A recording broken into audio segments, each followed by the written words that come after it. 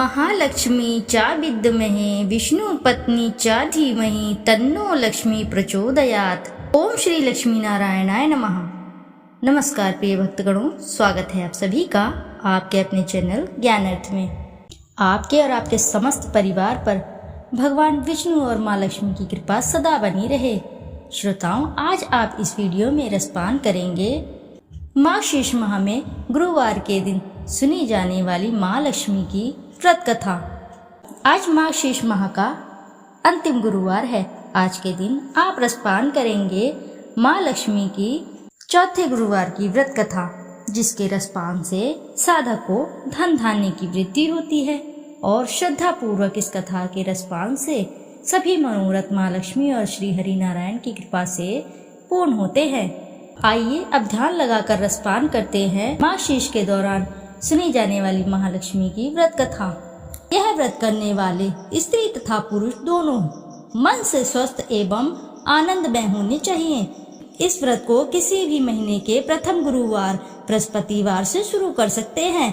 विधि नियम अनुसार यह व्रत गुरुवार को महालक्ष्मी व्रत करें। श्री महालक्ष्मी की व्रत कथा को पढ़ें। लगातार 8 गुरुवार को व्रत पालन करने पर अंतिम गुरुवार को समापन करें। वैसे यह व्रत तो पूजा पूरे वर्ष भी कर सकते हैं। पूरे वर्ष भर हर गुरुवार को देवी की प्रतिमा या फोटो के सामने बैठकर व्रत कथा को पढ़ें। शेष गुरुवार के दिन 8 सुहागिनों या कुंवारी कन्याओं को आमंत्रित कर उन्हें सम्मान के साथ पीढ़ा या आसन पर बिठाकर श्री लक्ष्मी का रूप समझकर हल्दी कुमकुम लगाएं। पूजा की समाप्ति पर फल प्रसाद वितरण करें तथा इस कथा की एक प्रति उन्हें देकर नमस्कार करें। केवल नारी ही नहीं अपितु पुरुष भी यह पूजा कर सकते हैं। वे सुहागिन या कुमारिका को आमंत्रित कर उन्हें हाथ में हल्दी कुमकुम प्रदान करें तथा व्रत की कथा की एक प्रति देकर उन्हें प्रणाम करें। पुरुषों को भी इस कथा का रसपान एवं पढ़ना चाहिए। जिस दिन व्रत हो उपवास करें, दूध फलाहार करें, खाली पेट ना रहें। रात को भोजन से पहले देवी को भोग लगाएं एवं परिवार के साथ भोजन करें। पद्म पुराण में यह व्रत गृहस्थ जनों के लिए बताया गया है। इस पूजा को पति पत्नी मिलकर कर सकते हैं। अगर आप किसी कारण पूजा में बाधा आ जाए आपकी, तो औरों से पूजा आपको करवा लेनी चाहिए, पर खुद उपवास अवश्य ही करें। उस गुरुवार को गिनती में ना लें। अगर किसी दूसरी पूजा का उपवास गुरुवार को आ जाए तो यह भी पूजा की जा सकती है। दिन में भी पूजा की जा सकती है। दिन में उपवास करें तथा रात को पूजा के बाद भोजन कर लें। इस व्रत कथा को सुनने के लिए अपने आस पड़ोस के लोगों को, रिश्तेदारों को तथा घर के लोगों को बुलाएं। व्रत कथा को पढ़ते एवं श्रवण करते समय शांति तथा एकाग्रता बरतें। अगहन यानी मार्गशीर्ष के पहले गुरुवार को व्रत शुरू करें तथा अंतिम गुरुवार को उसका समापन करें। अगर माह में 5 गुरुवार आए तो 5 गुरुवार को उस दिन अमावस्या या पूर्णिमा है तो भी पूजा अवश्य ही करें। भारतवर्ष के सौराष्ट्र देश में द्वापर युग की यह कहानी हुई है। सौराष्ट्र में उस समय भद्रश्रवा नाम के एक राजा थे। वे बड़े पराक्रमी राजा थे। उनकी रानी का नाम सूरज चंद्रिका था। रानी दिखने में बहुत ही सुंदर और सुलक्षणा थी तथा पतिव्रता थी। उन दोनों को 7 पुत्र तथा उसके बाद एक कन्या का वरदान मिला था। कन्या का नाम श्यामबाला था। एक बार महालक्ष्मी जी के मन में आया कि जाकर उस राजा के राजप्रसाद में रहें। इससे राजा को दुगनी धन दौलत की प्राप्ति होगी और वह इस धन दौलत से अपनी प्रजा को और सुखद दे पाएगा। गरीब के घर अगर रहें और उसे धन दौलत प्राप्त हो तो वह स्वार्थी की तरह केवल अपने ऊपर ही खर्चा करेगा। यह सोचकर श्री महालक्ष्मी जी ने बूढ़ी ब्राह्मणी स्त्री का रूप धारण किया। हाथ में लाठी लिए लाठी के सहारे रानी के द्वार तक पहुंची। यद्यपि उन्होंने बूढ़ी औरत का रूप धारण किया था, पर उनके चेहरे पर देवी का तेज था। उन्हें देखते ही एक दासी सामने आई। उसने इनका नाम धाम काम धर्म पूछ डाला। वृद्ध ब्राह्मण का रूप धारित माता लक्ष्मी ने कहा, बालिके, मेरा नाम कमला है, मेरे पति का नाम भुवनेश है, हम द्वारिका में रहते हैं। तुम्हारी रानी के पिछले जन्म में एक वैश्य की पत्नी थी। वह वैश्य गरीब था। दारिद्र्य के कारण हर रोज घर में झगड़े होते थे तथा उसका पति रोज उसे मारता था। इन बातों से तंग आकर वह घर छोड़कर चली गई तथा वन में जंगल में खाली पेट भटकने लगी। उसकी इस दुर्दशा पर मुझे बहुत ही दया आई। तब मैंने उसे सुख संपत्ति देने वाली श्री महालक्ष्मी की कथा सुनाई। मेरे कहने पर उसने श्री महालक्ष्मी का व्रत किया। श्री महालक्ष्मी प्रसन्न हुई, उसकी गरीबी दूर हुई, उसका घर संसार दौलत संपत्ति से भर गया। बाद में पति पत्नी दोनों परलोक को सिधारे। लक्ष्मी व्रत करने के कारण वे लक्ष्मी लोक में रहे। उन्होंने जितने साल महालक्ष्मी का व्रत किया उतने हजारों साल उन्हें सुख भोगने को मिला।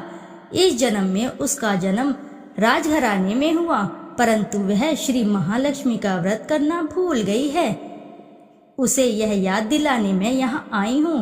बुढ़िया की बातें सुनकर दासी ने उन्हें प्रणाम किया तथा श्री महालक्ष्मी का व्रत किस तरह किया जाए इस बारे में पूछा। बुढ़िया रूप धारण किए हुए श्री महालक्ष्मी माता ने दासी को पूजा की विधि तथा महिमा बताई।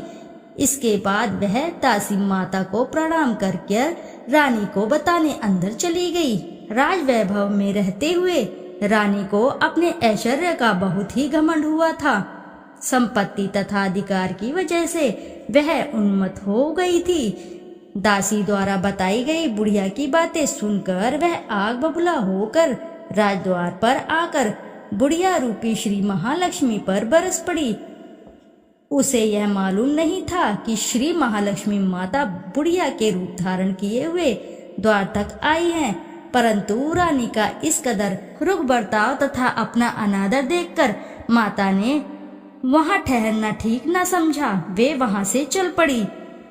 राह में उन्हें राजकुमारी श्यामबाला मिली। उन्होंने श्यामबाला को सारी बात बताई। श्यामबाला ने अपनी ओर से श्री महालक्ष्मी से माताजी से क्षमा मांगी। माता को उस पर दया आई। उन्होंने श्यामबाला को श्री महालक्ष्मी व्रत के बारे में बताया। उस दिन अगहन माघ शीर्ष का पहला गुरुवार था।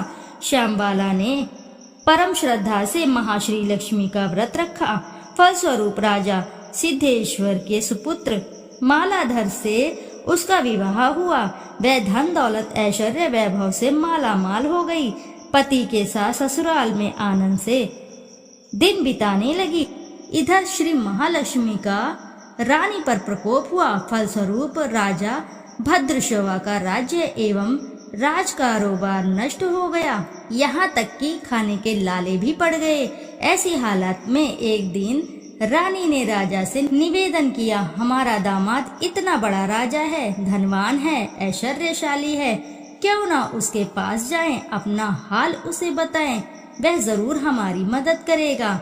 इस पर राजा भद्रश्रवा दामाद के पास रवाना हुए। राज्य में पहुंचकर एक तालाब के किनारे थोड़ी सी देर विश्राम लेने के लिए ठहरे। तालाब से पानी लेने आते जाते दसियों ने उन्हें देखा। उन्होंने विनम्रता से उनकी पूछताछ की। जब उन्हें यह मालूम हुआ कि वे रानी श्यामबाला के पिता हैं, तो दौड़ते हुए जाकर उन्होंने रानी को सारी बात बतलाई। रानी ने दासी के हाथ राज परिधान भेजकर बड़े ठाठ से उनका स्वागत तथा आदर सत्कार किया, खान पान कराया। जब वे लौटने लगे तो सोने की मोहरों से भरा घड़ा भी दिया। राजा भद्रश्रवा जब वापस लौटे तो उन्हें देखकर रानी सूरज चंद्रिका खुश हुई। उन्होंने सोने की मोहरों से भरे घड़े का मुंह खोल पर हाय भगवान, घड़े में धन के बदले कोयले मिले। यह सब श्री महालक्ष्मी के प्रकोप से हुआ। इस प्रकार दुर्दशा में और कई दिन बीत गए। इस बार रानी स्वयं अपनी कन्या के पास गई।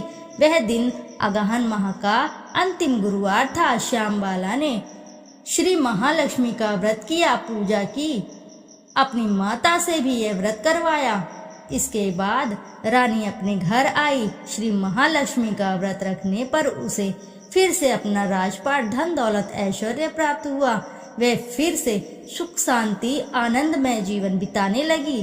कुछ दिन बाद राजकन्या श्यामबाला अपने पिता के घर आई। उसे अपने घर में देखकर सूरज चंद्रिका को पुरानी बातें याद आ गई। यही कि श्यामबाला ने अपने पिता को घड़ा भरकर कोयला दिया था और उसे तो कुछ भी नहीं दिया था।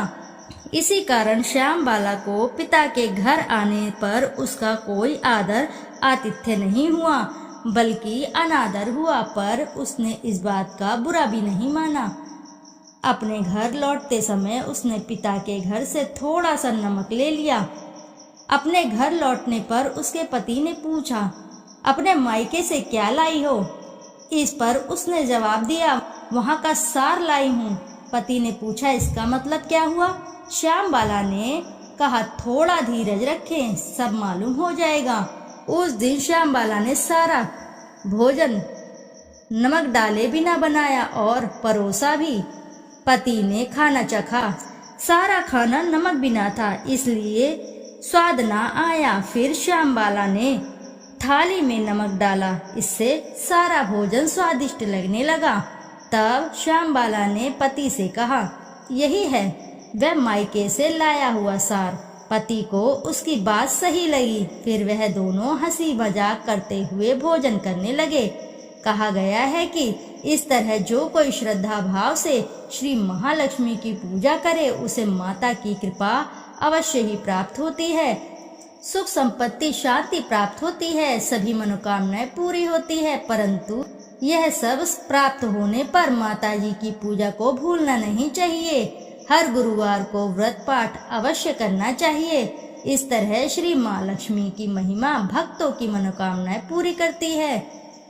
तो श्रोताओं, आइए अब करते हैं माँ लक्ष्मी जी की आरती।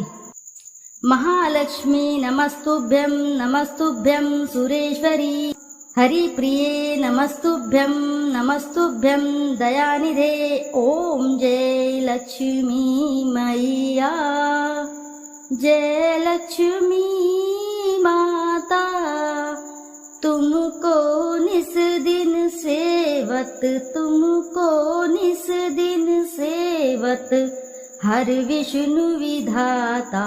ओम जय लक्ष्मी माता, मैया जय लक्ष्मी माता। उमा रमा ब्रह्माणी तुम जग की माता, सूर्य चंद्रमा ध्यावत नारद ऋषि गाता।